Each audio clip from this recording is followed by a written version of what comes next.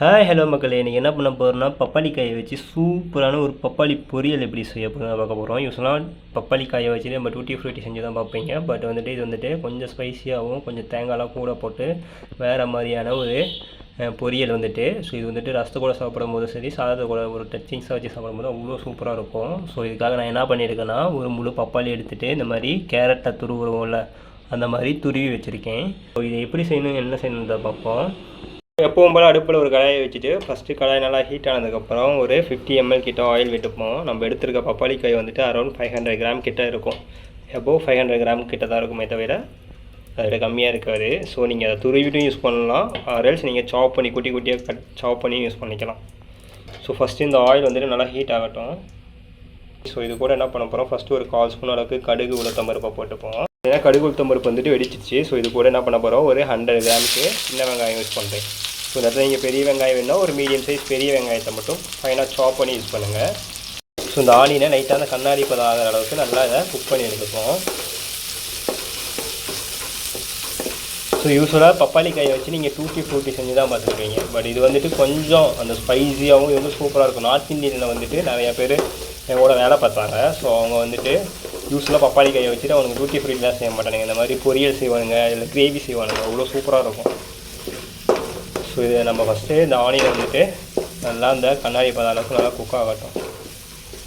So பார்த்தீங்கன்னா onion வந்துட்டு கண்ணாடி பத அளவுக்கு வந்துருச்சு. ஸோ இந்த டைமில் இது கூட ஒரு 2 பச்சை மிளகாயை மட்டும் 1/4 கட் பண்ணி இது கூட போட்டுப்போம். இது கூடவே ஒரு 4 வரமிளகாய், குண்டு வரமிளகாய். ஸோ இது 2 யூஸ் பண்ணிங்கன்னா உங்களுக்கு ஃப்ளேவர் வந்துட்டு அவ்வளோ சூப்பராக இருக்கும். ஏன்னா பச்சை மிளகாய் வந்துட்டு வேறு ஃப்ளேவர் இருக்கும், வரமிளகாய் வந்துட்டு வேறு ஒரு ஃப்ளேவர் இருக்கும். ஸோ அதுக்காக இது 2 ஆட் பண்ணிப்போம். ஸோ இது கூடவே ஒரு கொத்து கருவேப்பிலையும் ஆட் பண்ணிவிட்டு ஃபஸ்ட்டு இதை நல்லா மிக்ஸ் பண்ணி விட்டுப்போம். ஸோ இந்த தாளிப்பு வந்துட்டு நீங்கள் பச்சை மிளகாயும் வரமிளகாயும் தாளிப்பு போடும்போது உங்களுக்கு தெரியும் அவ்வளோ ஒரு நல்ல ஒரு ஃப்ளேவர் வரும்.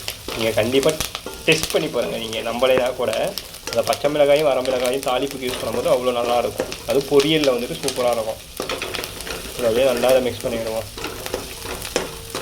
ஸோ வரையா தெரியும் அந்த பச்சை மிளகாய் வந்துட்டு ஓரளவுக்கு லைட்டாக குக் ஆகிடுச்சு. ஸோ இந்த டைமில் என்ன பண்ண போகிறோன்னா, ஸோ இது கூட ஒரு 1/4 ஸ்பூன் அளவுக்கு மஞ்சள் தூள் எடுத்து வச்சுருக்கேன். ஸோ இதை வந்துட்டு கலருக்காக தான் யூஸ் பண்ணுறேன். ஸோ இதை வந்துட்டு இது கூட ஆட் பண்ணிட்டு இதை நல்லா மிக்ஸ் பண்ணி விட்டுறேன். மஞ்சளோட பச்சை வாசனை போகிற மாதிரி லைட்டாக இதை மிக்ஸ் பண்ணி விட்டுருக்கோம். ஸோ 1/4 ஸ்பூன் மஞ்சள் தூள்ன்றது கரெக்டாக இருக்கும், போதுமான அளவுக்கு அதுவே. இப்போ பார்த்தீங்கன்னா இது எல்லாமே நல்லா குக் ஆகிடுச்சு. ஸோ இந்த டைமில் நம்ம துருவி வச்சுருக்க பப்பாளி காயை வந்துட்டு இது கூட ஆட் பண்ணிப்போம். ஸோ துருவின பப்பாளி காயை ஆட் பண்ணிட்டு இதை நல்லா அப்படியே அதை கூடயே மிக்ஸ் பண்ணி இதை ஃபஸ்ட்டு நல்லா குக்காக விடணும். சரி, அதேமாரி பப்பாளி காயை வந்துட்டு அதோட தோலை நல்லா சீவிட்டு வாஷ் பண்ணிவிட்டு அதுக்கப்புறம் துருவுங்க. பிகாஸ் அதில் இருக்க பால் வந்துட்டு வாயில் பட்டுச்சுன்னா புண்ணாயிரும். ஸோ அது மட்டும் கேர்ஃபுல்லாக பார்த்துக்கோங்க. நல்லா அதை தோலை சீவிட்டு நல்லா அதை பச்சை தண்ணி போட்டு நல்லா வாஷ் பண்ணிடணும். ஏன்னா அப்போ தான் அதோட பால் வந்துட்டு நமக்கு போகும். எங்கே பால்லாம் வாயில் பட்டுச்சுன்னா புண்ணாயிரும். அது மட்டும்தான் பிரச்சனையே தவிர மற்றபடி இது வந்துட்டு சூப்பராக இருக்கும். ஸோ இப்போ இந்த பப்பாளி வந்துட்டு நல்லா குக் ஆகணும். ஸோ இது அப்படியே நம்ம வீட்டில் பீட்ரூட்டு கேரட் நம்ம துருவிட்டு பண்ணுவோம்ல, ஸோ அந்த மாதிரி தான் இனி. ஸோ அது அப்படியே லைட்டாக குக் ஆகி வரட்டும், நான் காட்டுறேன் எந்த டைமில் இதுக்கப்புறம் அடுத்து என்ன பொருள் ஆட் பண்ணுறதை. ஸோ இப்போ பார்த்தீங்கன்னா தெரியும் நம்ம அந்த பப்பாளி காயானது நமக்கு அது 3/4 பதம் அந்த அளவுக்கு நல்லா லைட்டாக குக் ஆகிடுச்சு. ஸோ நம்ம இது வந்துட்டு ஸ்லோ ஃபயரில் குக் ஆகும்போது என்ன ஆகுனா, நம்ம போடுற வெஜிடபிள்ஸ் வந்து வாட்டர் வந்துட்டு அவுட் ஆகும். ஸோ அந்த தண்ணியிலே தான் நம்ம பொரியல் செய்யும்போது குக் பண்ணுமே தவிர நம்ம எக்ஸ்ட்ரா தண்ணி அதிகமாக ஊற்றி குக் பண்ணுவாங்களா, அந்த மாதிரி எதுவுமே பண்ணக்கூடாது. ஸோ இப்போ என்ன பண்ண போகிறோம், இந்த டைமில் லைட்டாக இதுக்கு தேவையான அளவு சால்ட்டு, அதாவது ஒரு 1/4 ஸ்பூன் அளவுக்கு எடுத்து வச்சுருக்கேன். ஸோ இதை மட்டும் இது கூட அப்படியே ஆட் பண்ணிவிட்டு இதையும் அப்படியே லைட்டாக மிக்ஸ் பண்ணி விடுவோம். ஸோ நம்ம இந்த சால்ட்டை ஆட் பண்ணிவிட்டு நல்லா அதை மிக்ஸ் பண்ணி விடுவோம். பொரியல் செய்யும் போது பொறுத்த வரைக்கும் வெஜிடபிளை போட்டு ரொம்ப நேரம் அந்த தண்ணி அதிகமாக ஊற்றி கொதிக்க வச்சு வேக வைக்கக்கூடாது. ஸோ அப்போ தான் அதோட டேஸ்ட் வந்துட்டு உங்களுக்கு ரீட்டைன் ஆகும், சாப்பிடும் போது நல்லாயிருக்கும்.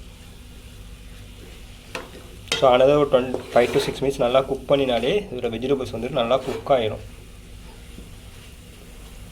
அப்படியே ஸ்லோ ஃப்ளேமில் குக் ஆகட்டும். தேவைப்பட்டால் நீங்கள் மூடி போட்டு கூட வேக வைக்கலாம்.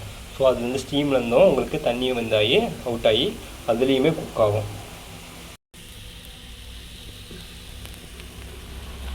ஸோ பார்த்தீங்கன்னா தெரியும் நம்ம பப்பாயா வந்துட்டு நல்லா குக் ஆகி அந்த கண்ணாடி கன்சிஸ்டன்சி மாதிரி இருக்கா. ஸோ இப்படிப்பா இதுதான் அது குக் ஆனதுக்கான அர்த்தமே. ஸோ பார்த்தீங்கன்னா பப்பாயா வந்துட்டு நல்லா குக் ஆகிடுச்சு.